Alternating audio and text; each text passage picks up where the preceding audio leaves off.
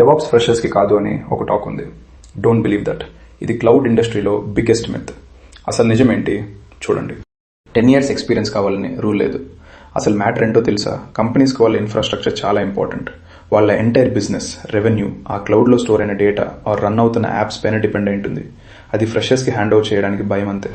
So skill problem కాదు, డెవాప్స్కి ఒక certain mind set and maturity ఉండాలి.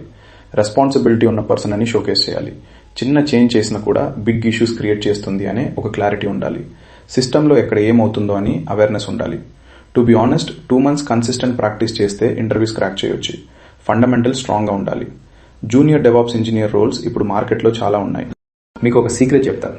సర్టిఫికేట్స్ కంటే కూడా ఒక real project end to end చేస్తే అది ఇచ్చే confidence, understanding of the system, maturity వేరే లెవెల్. ఆ కాన్ఫిడెన్స్ ఇంటర్వ్యూ చూస్తే అంతే, ఇంకా అన్స్టాపబుల్.